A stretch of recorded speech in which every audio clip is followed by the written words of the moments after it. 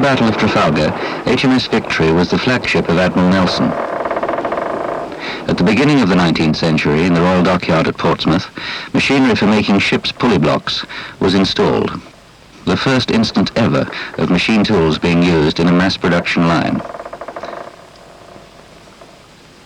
The pulley block machines were designed by Mark Brunel, and the 22 different types of machines used at Portsmouth were built by Henry Maudsley. In 1808, the first full year of production, no less than 130,000 pulley blocks were made for the British fleet, and some of these blocks are still in use today.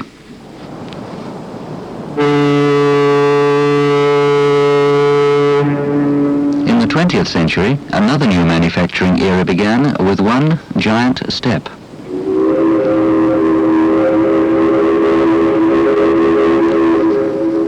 The world's first automatic batch production line, christened System 24, was invented by Dr. Theo Williamson and developed in England by Molins. System 24 is a unique computer-controlled automatic batch production system for non-ferrous metals. The basic principle is that all work is fixed to pallets and remains on these pallets throughout the manufacturing cycle. The unique and accurate locating system allows pallets to be transferred between all the machine tools in the system without hand resetting. In the same way, all cutters are mounted in magazines. These too may be transferred from machine to machine.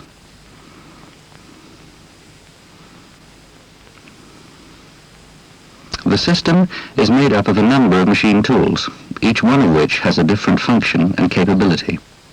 It's all achieved by combining the art of the computer industry with the skill of the numerically controlled machine tool manufacturer.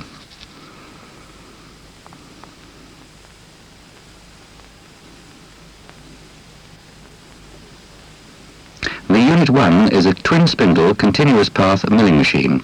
It is used for all major metal removal, but will also drill holes with speed and accuracy.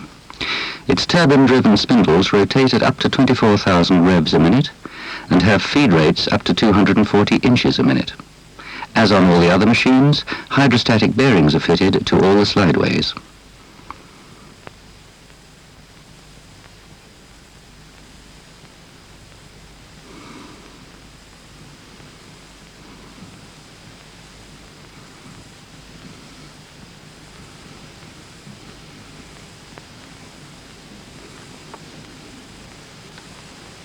The Unit 3 is a 3-axis, twin-spindle, drilling, tapping and boring machine, which has spindle speeds up to 5,700 revs a minute and feed rates up to 480 inches a minute. Unit 3 primarily handles castings, where the metal removal rate is lower, but where there is a predominant need for drilling, tapping, boring and reaming.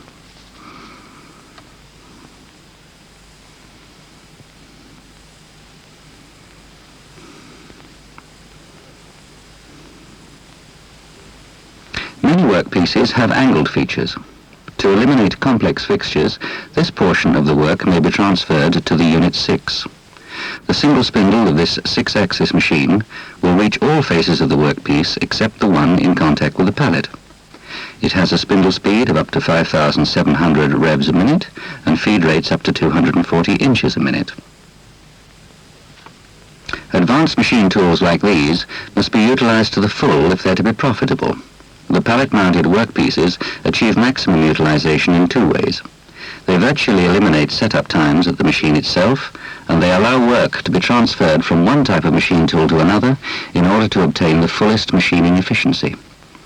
In this plant, batches of thousands or just 2 or 3 parts can be handled with equal ease and efficiency at costs which compare more than favorably with previous methods of manufacture.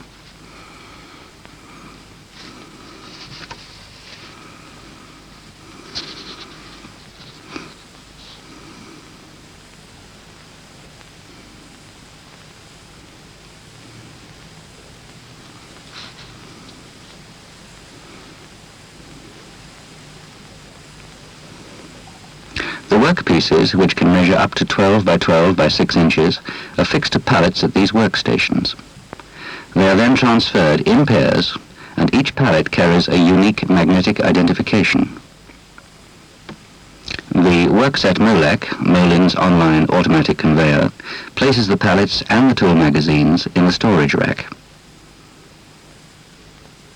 The machine Molec collects the pallets and the appropriate tool magazine when requested by the computer and delivers them to the workloader adjacent to the chosen machine tool for machining. When machining has been completed, the machine Molec returns them to the storage rack. Each pallet pair has a particular location in this rack so that the computer always knows where to find them.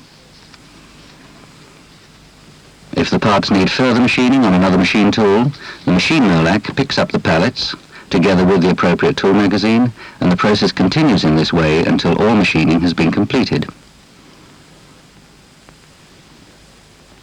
Intermediate operations such as inspection, turnover or reclamping can be scheduled into the computer program, and the system will return the pallets either to an inspection station or to a workset station as directed. When all the machining has been completed, the workset Molec picks up the pallets from the storage rack and returns them to a workset station for unloading.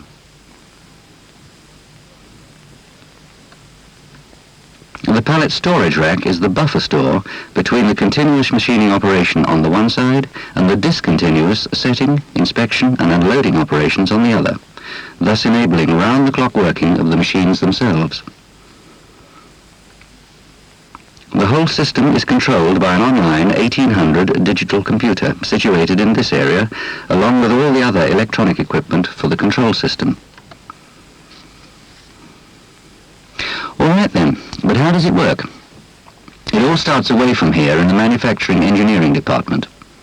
The engineers first of all write a part program, and by using other computers work out the manufacturing routines, tool magazine configurations, optimum feed and speed rates for all the cutter tools, tool life for the cutters, and part programs for all three types of machine. To do this, they use an 1130 system using a 2250 visual display unit and a plotter.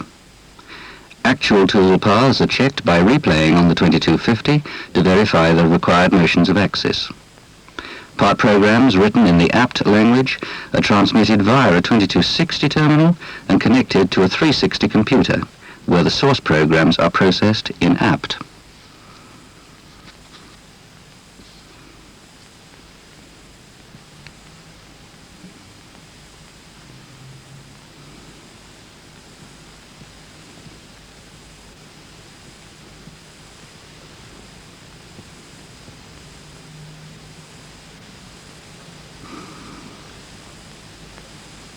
Finally, all this information is transmitted to the production control computer system, where it will be stored and become available for transmission to the 1800 as required.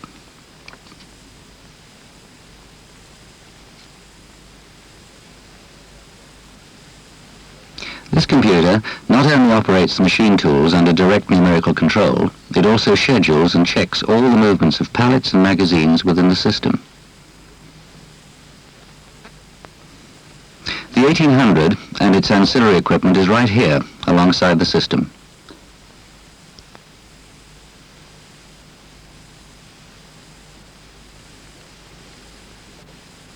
Now let's see the system itself working in detail. The computer allocates pallets and material for this particular job, and it directs the workset Molec to move the pallets from the rack and to deliver them to the workset station for fixturing.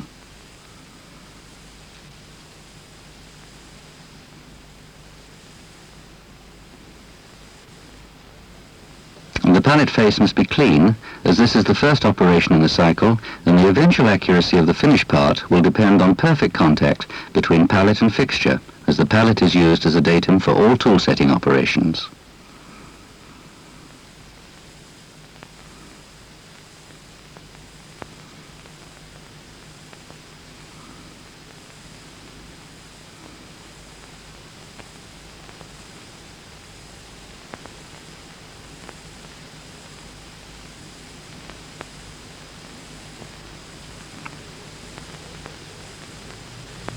The computer routing also calls for a new configuration of cutting tools to be available. This will be prepared by the tool setter and will be loaded into the system.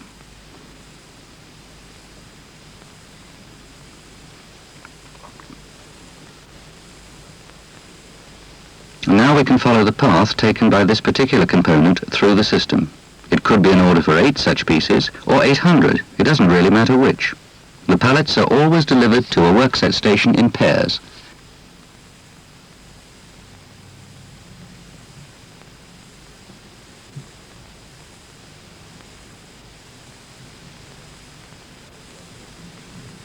A visual display unit tells the operator which billets should be loaded onto which pallets. Each pallet is loaded in turn, and it is driven into the output station.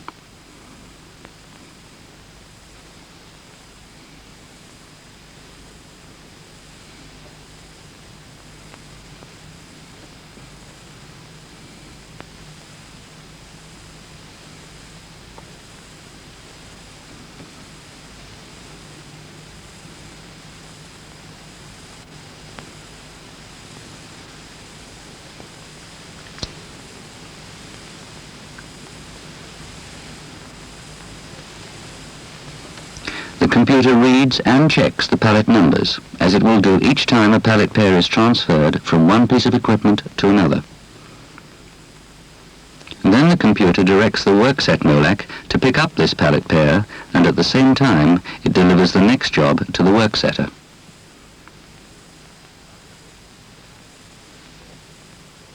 After this, the pallets are delivered to their position in the storage rack, ready to be collected again when machining capability is available.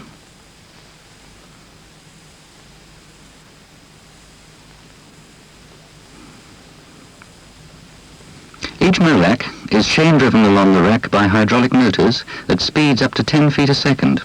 All instructions and supplies for the MOLAC are fed through festoon cables. Its position is continuously monitored using magnetically coded strips along the rack.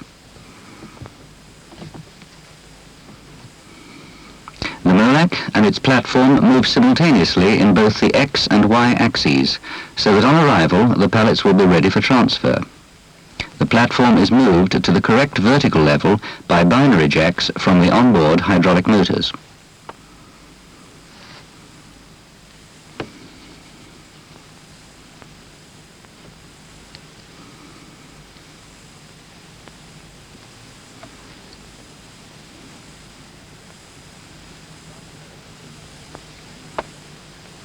Transfer of the tool magazines and the pallets from the MOLAC platform is achieved by driving dogs on a chain and a hydraulic ram.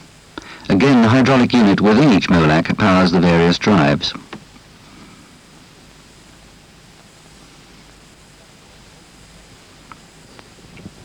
The platform also carries read heads to identify the pallets and the tool magazines.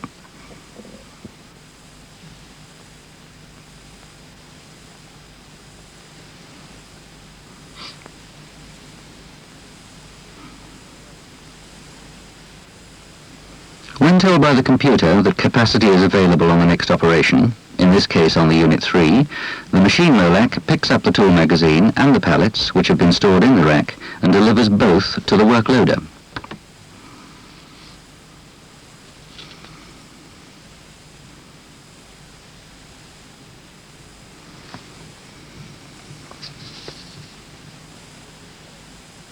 The magazine is delivered to a 5-position turret which can store up to 4 magazines, a total of 112 cutters for immediate use. The pallet pair is delivered to a 4-position turret which again acts as a buffer store between the MOLAC and the machine tool. The pentaform indexes to an empty blade, and the tool magazine from the previous job is removed from the machine, as are the completed workpieces.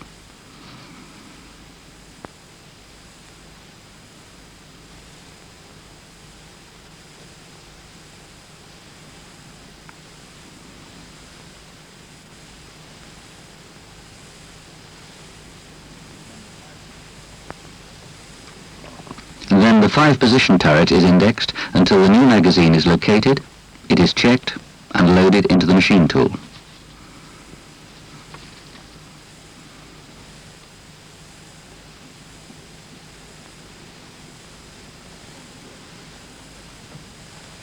The cruciform indexes to allow loading of the new pallet pair. The pallets are automatically located relative to the machine datum and clamped into position. In every case, pallets and magazines are identified, both on entering and leaving the machine tool.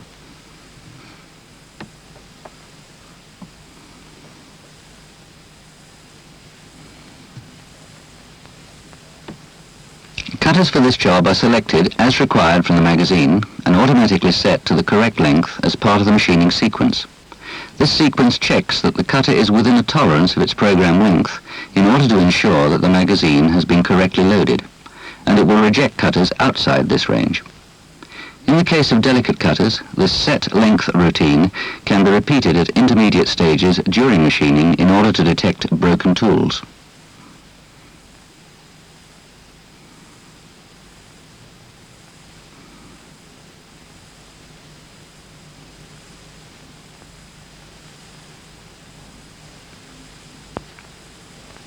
While these parts are being machined, the previous job is being cleaned and dried within the workloader, prior to pickup by the machine Molec, and the system continues to carry out all of its other routine functions as directed.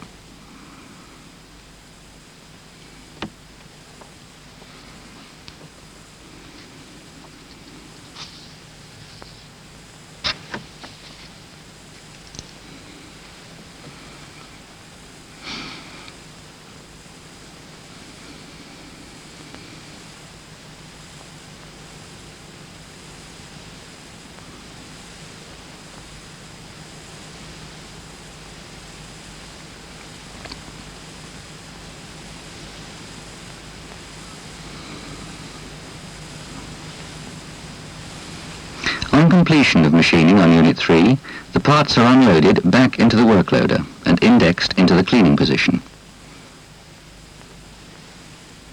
The next pair of pallets is loaded into the machine tool.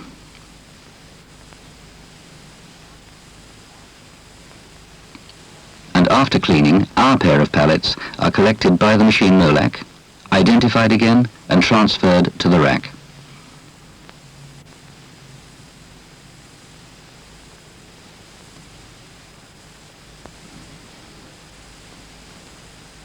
They now go to a workset station for reclamping.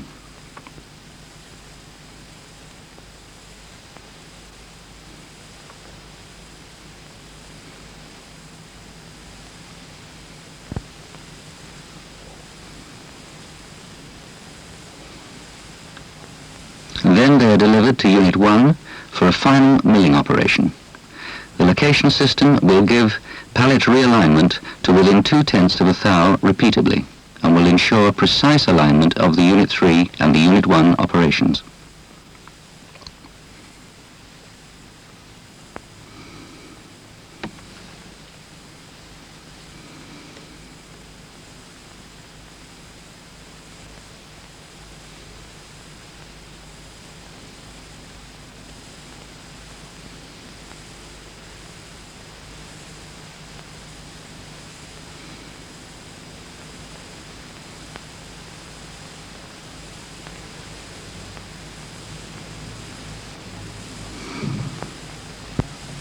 When all machining operations are completed, the pallets are cleaned and returned to the rack. From here, they will be collected by the workset Molec and taken to a workset station.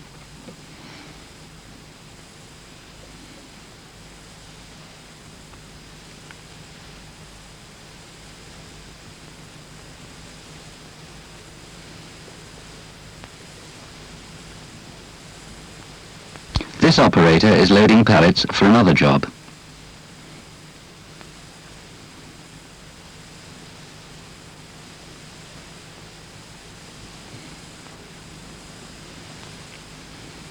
After feeding the pallets to the output station, the operator calls the completed workpieces forward for unloading.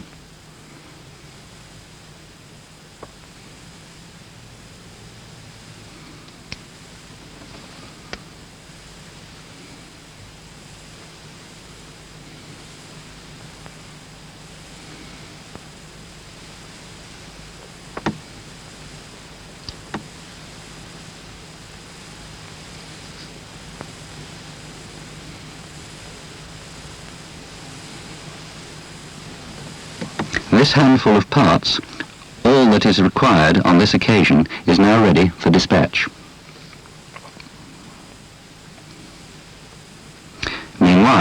The next job is delivered to Unit 1 for a roughing and milling operation.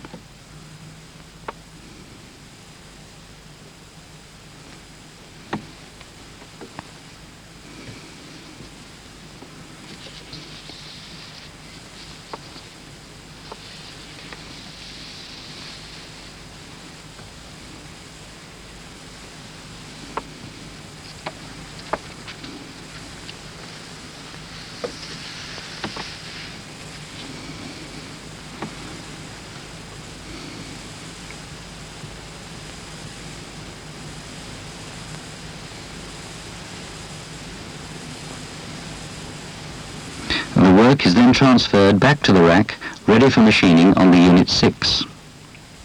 Since Unit 6 is a single spindle machine, the pallet pair must be separated into 2 machine loads. This is done by indexing the cruciform through a small angle to disconnect the interlocking handles, so that only the first pallet is loaded into the machine. The second pallet remains stored in the cruciform.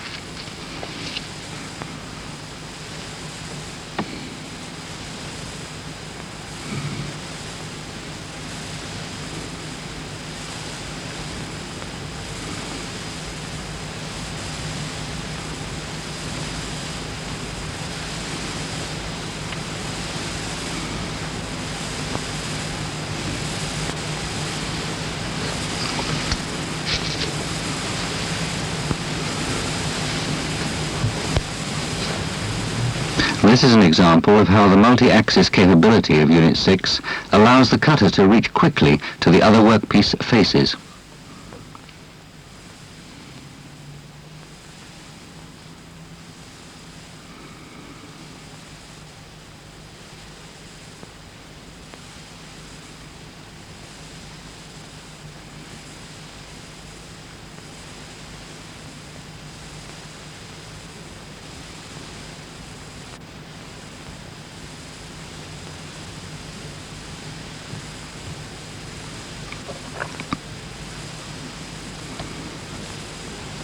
After machining, the first pallet is stored on a different turret position, while the second pallet load is itself machined.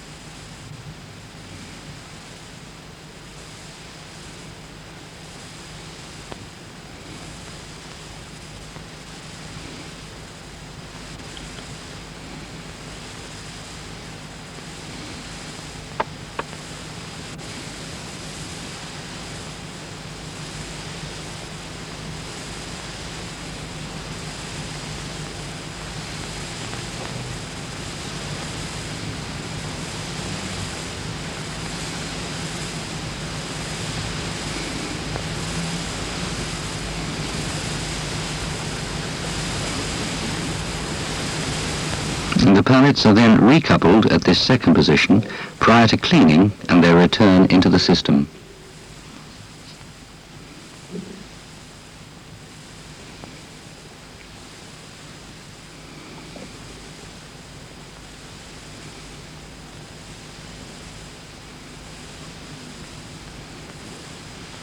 After being reclamped, the workpieces are returned again to Unit 1 for a final milling operation on the previously hidden face.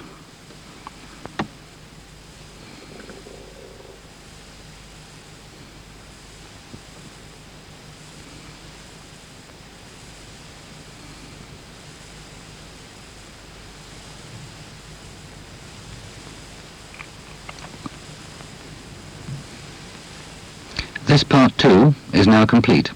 It goes to the workset station for unloading, and the empty pallets with their fixtures are returned to the storage rack, ready for the next batch of these parts.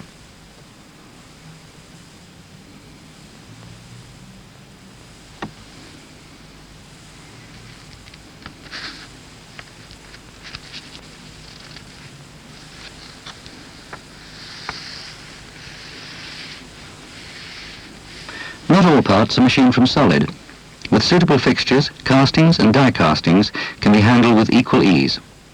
Intricate fixtures like these may initially be costly, but the benefits gained from the reduction in locating, clamping and resetting time more than makes up for the initial outlay, and subsequent batches quickly go through the system.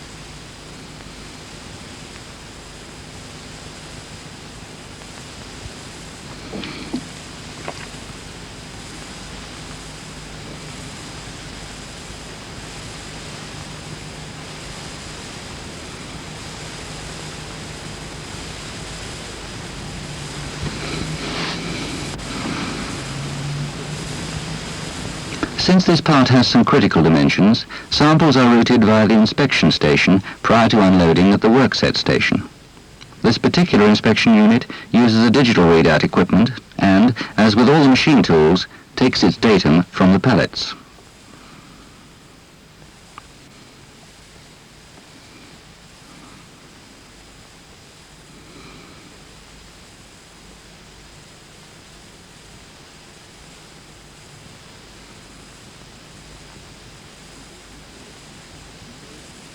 The complete installation is controlled by an 1800 computer, which has a 48K store, standard peripheral gear, and two 2311 disk drives. The 1800 has control of each piece of Molins equipment and directs the operations on the plant floor. It continuously schedules the activities of the system, working from a daily job list or a priority list fed to it by the main system load scheduler. Through motion control and the machine control software, the 1800 performs direct numerical control for up to 32 axes of movement. It completely eliminates the need for tape. Instructions to the work setters are transmitted from the 1800 via the visual display units, which are also used to feed relevant information back to the computer.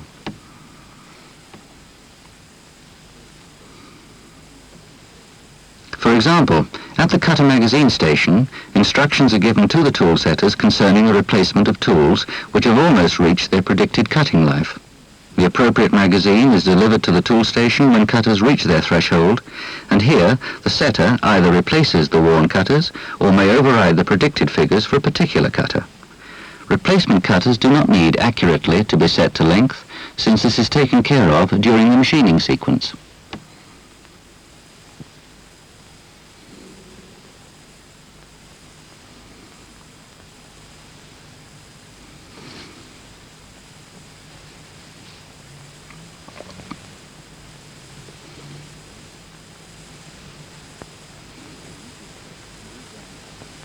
Magazines with checked, reground cutters are sent back to the store in the system to be called for as needed. 2260s are also used during part program prove-out. This is done with the machines offline, where they can be used to call the new part programs from disk store and to start and stop the cutting sequence. During prove-out, the pallets and the magazines can quickly be unloaded onto the wings of the machines for examination. Manual controls are provided for all machine functions, and during prove-out, pallets and magazine location is manually initiated.